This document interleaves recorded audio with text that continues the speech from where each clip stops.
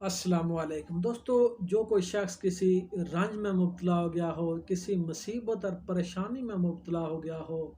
اور اسے کوئی صورت نظر نہ آ رہی ہو کہ وہ اس رنج، اس غم، اس مصیبت، اس پریشانی کی گھڑی سے کیسے نجات حاصل کرے، تو اس مشکل کی گھڑی میں وہ اپنے رب کو یاد کرے۔ یہ ایک طریقہ میں آپ کو بتانے جا رہا ہوں، ایک وظیفہ آپ انشاءاللہ تعالی یہ کریں گے تو اللہ پاک آپ کو اس رنج، اس غم، اس مصیبت سے اللہ پاک آپ کو چھٹکارا عطا فرمائے گا۔ جو کوئی شخص کسی رنج اور غم میں گرفتار ہو اور اس سے نجات کی اسے کوئی بھی صورت دکھائی نہ دیتی ہو، تو وہ جمعۃ المبارک کو عصر کی نماز ادا کرنے کے بعد اسی جگہ پر بیٹھ جائے، قبلہ رو ہو کر اسی جگہ بیٹھے اور وہ باوضو حالت میں وہ وہاں پر بیٹھا رہے اور بکثرت آیت الکرسی کا وہ ورد کرتا رہے، آیت الکرسی پڑھتا رہے اور اللہ پاک سے اپنے مقصد کے حصول کے لیے دعا مانگتا رہے، اور وہ اس وقت تک پڑھتا رہے حتیٰ کہ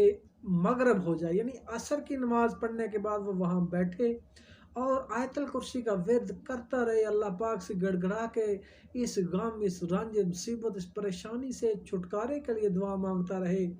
اور آیت الکرسی پڑھتا رہے حتیٰ کہ مغرب کا وقت آ جائے، اور جب مغرب کی اذان کا وقت ہو جائے تو اس وقت پھر اللہ پاک سے وہ دعا مانگے، یعنی اذان سے تھوڑا پہلے وہ